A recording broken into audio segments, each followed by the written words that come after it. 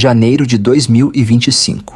Em algum lugar entre Zaporizhzhia e Pokrovsk, um comandante ucraniano conhecido pelo codinome Azur observa o horizonte escondido entre árvores destruídas pela guerra. Um jornalista pergunta o que ele acha do velho obuseiro britânico que sua brigada acabou de receber. Ele não fala de alcance, não fala de calibre, não cita números. Ele apenas sorri e responde: comparar isso com armas soviéticas é como comparar um Lada velho com uma Mercedes classe E. A diferença, segundo ele, era absurda em todos os aspectos, e isso era estranho, porque a arma que ele estava descrevendo não era nova, não era futurista, não era uma superarma secreta da OTAN. Era um obuseiro britânico criado há mais de 30 anos e aposentado pelo próprio exército britânico. No papel, ele deveria estar ultrapassado. Seu canhão era menor que o padrão moderno da OTAN. Seu alcance já não impressionava mais ninguém.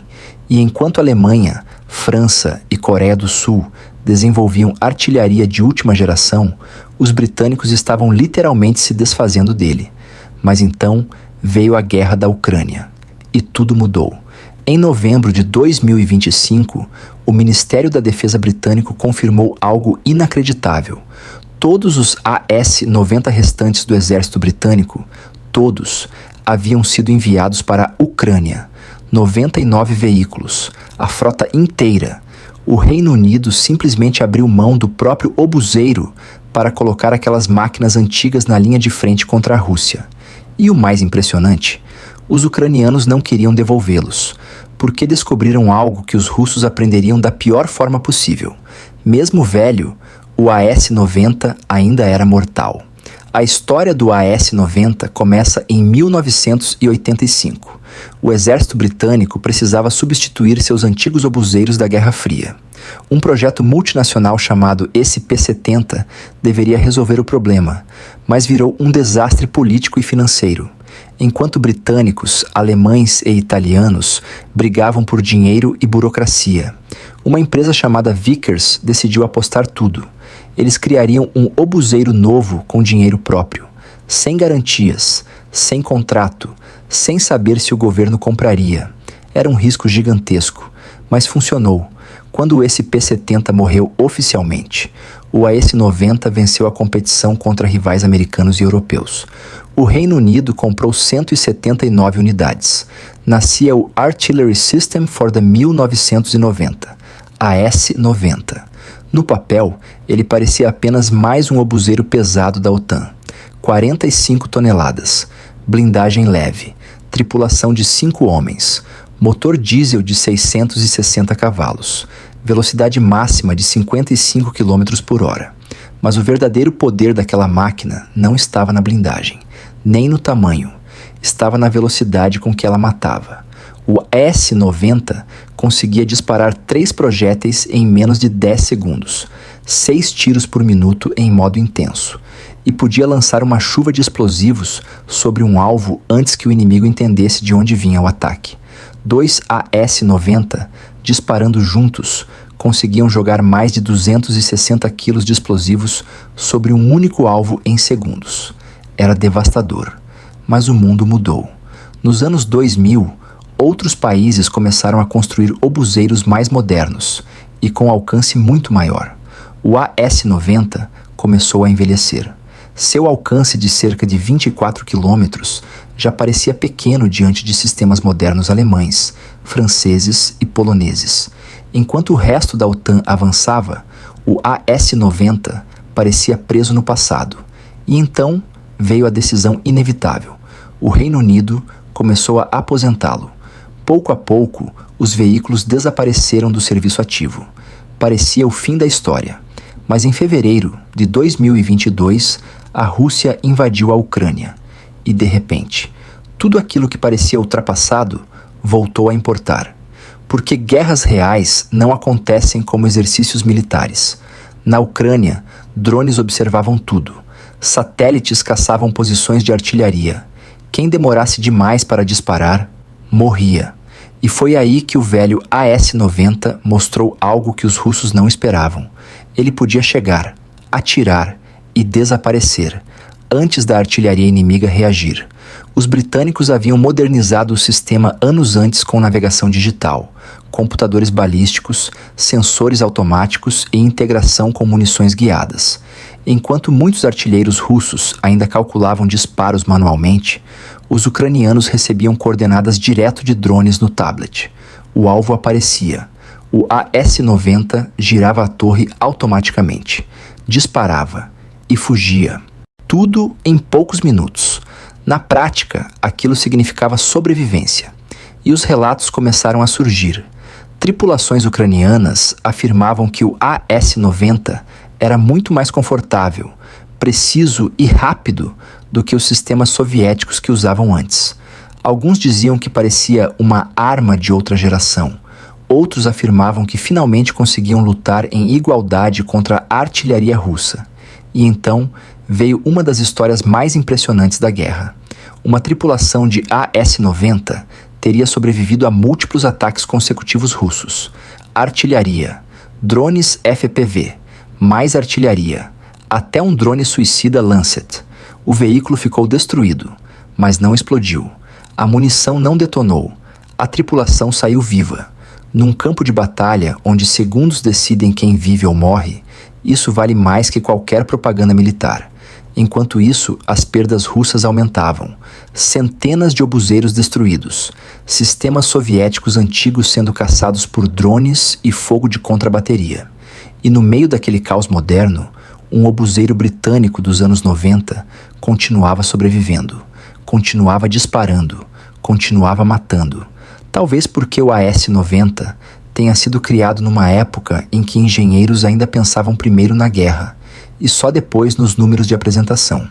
Porque existe uma diferença enorme entre uma arma bonita no papel e uma arma que continua funcionando quando tudo ao redor vira inferno. E foi exatamente isso que os ucranianos descobriram. O AS-90 não era o mais moderno, não era o mais novo, nem o mais avançado, mas funcionava, todos os dias, sob fogo real, contra um dos maiores exércitos do planeta. E talvez seja justamente isso que torna essa história tão desconfortável para a Rússia, porque o AS-90 não deveria estar vencendo. No papel, os russos tinham vantagem: mais artilharia, mais munição, mais veículos, mais homens. Durante décadas, Moscou construiu sua doutrina militar em cima de uma ideia simples: a artilharia russa esmagaria qualquer inimigo antes mesmo do combate começar.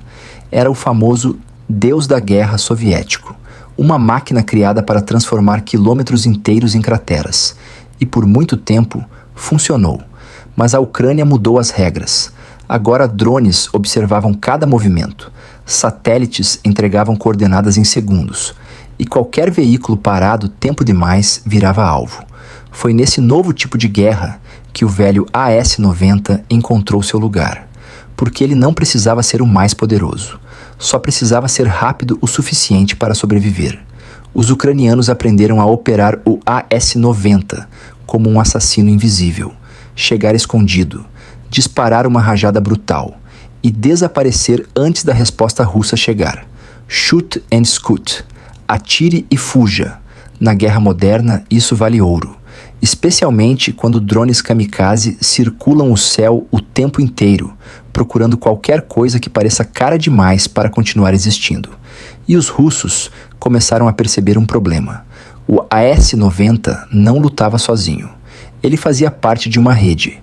Drones encontravam o alvo. Tablets calculavam coordenadas. Sistemas digitais escolhiam a peça mais próxima para abrir fogo. Enquanto muitos artilheiros russos ainda dependiam de cálculos manuais e comunicação lenta, os ucranianos estavam transformando a artilharia em algo quase instantâneo. O alvo aparecia, e segundos depois, explosões. Isso criou uma diferença brutal no campo de batalha, porque a artilharia moderna não é apenas sobre alcance, é sobre velocidade de informação. Quem encontra primeiro, dispara primeiro. Quem dispara primeiro, normalmente sobrevive. E os números começaram a contar a história. Centenas de obuseiros russos destruídos, posições inteiras abandonadas, veículos pulverizados por fogo preciso, vindo de quilômetros além do horizonte.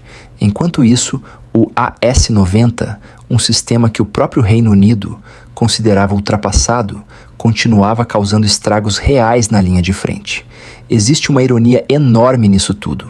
Os britânicos estavam substituindo o AS-90 por um sistema muito mais moderno e automatizado, o RCH-155, um obuseiro futurista montado sobre rodas, mais rápido, mais leve, mais tecnológico. Mas enquanto o futuro ainda estava sendo produzido, o velho AS-90 continuava lutando uma guerra real e vencendo. Talvez porque algumas armas envelheçam melhor que outras. Talvez porque a engenharia de verdade não fique obsoleta tão rápido. Ou talvez porque a guerra tenha uma forma cruel de revelar o que realmente funciona. E quando os ucranianos começaram a comparar o AS-90 com os sistemas soviéticos, eles não estavam falando apenas de conforto ou tecnologia, estavam falando de sobrevivência, porque dentro daquele obuseiro britânico existia algo que muitos veículos russos ainda não conseguiam oferecer: tempo. Tempo para disparar, tempo para fugir, tempo para viver. E na Ucrânia, tempo é a coisa mais valiosa do mundo. No fim, a história do AS-90 acaba sendo muito mais do que a história de um obuseiro britânico esquecido. Ela é a história de como guerras reais humilham teorias. Durante décadas, especialistas militares olharam para o AS-90 e viram um sistema ultrapassado, um projeto preso nos anos 90. Um veículo pesado demais, lento demais, com alcance pequeno demais. Enquanto novas gerações de artilharia surgiam na Alemanha, França e Coreia do Sul, o velho obuseiro britânico parecia destinado ao mesmo fim de tantas outras armas da Guerra Fria: depósitos, sucata, museus. Mas guerras reais não se importam com apresentações de PowerPoint, não se importam com propaganda, não se importam com o que parece moderno. A guerra só faz uma pergunta: funciona? E na Ucrânia, o AS-90 respondeu essa pergunta da forma mais brutal possível. Sim, funciona. Funciona sob drones, funciona sob neve, funciona na lama, funciona sob fogo russo, funciona depois de explosões próximas, funciona quando homens cansados precisam disparar e fugir antes que o céu inteiro tente matá-los. Enquanto muitos sistemas russos ainda dependem de procedimentos antigos e cálculos manuais, o AS-90 entrou numa guerra do século XXI, carregando algo muito mais importante que alcance absoluto: velocidade, precisão, integração, sobrevivência. E talvez seja exatamente isso que tornou aquela máquina tão valiosa para os ucranianos. Porque na guerra moderna, sobreviver virou uma ciência. O drone vê, o satélite rastreia, o radar calcula. E segundos depois, começa a chuva de fogo. Na Ucrânia, uma peça de artilharia parada por tempo demais vira um alvo morto. Por isso, o AS-90 se tornou tão perigoso. Ele chega, dispara, some, tudo rápido demais para muitos russos reagirem. Enquanto o inimigo ainda tenta localizar a origem dos disparos, o obuseiro britânico já desapareceu pela lama, escondido entre árvores queimadas ou posições improvisadas. E existe algo quase irônico nisso tudo. A Rússia passou décadas construindo uma imagem de força baseada em massa: mais tanques, mais artilharia, mais foguetes, mais explosões. Mas a Ucrânia mostrou que quantidade sozinha já não garante vitória, porque precisão mudou tudo, velocidade mudou tudo, informação mudou tudo. Hoje, um drone barato pode encontrar um alvo milionário. Um tablet pode coordenar fogo de artilharia mais rápido do que centros inteiros de comando soviético faziam décadas atrás. E no meio dessa transformação gigantesca, um obuseiro britânico criado no fim da Guerra Fria encontrou uma segunda vida. Talvez até uma vida mais importante do que a primeira, porque o AS-90 nunca disparou tantos tiros politicamente importantes quanto dispara agora. Cada projétil lançado por ele carrega uma mensagem silenciosa: a de que engenharia confiável ainda vence propaganda. E talvez seja por isso que os relatos dos soldados ucranianos chamam tanta atenção. Eles não descrevem o AS-90 como uma arma boa. Eles descrevem como algo completamente diferente do que estavam acostumados. mais rápido, mais inteligente, mais seguro, mais preciso.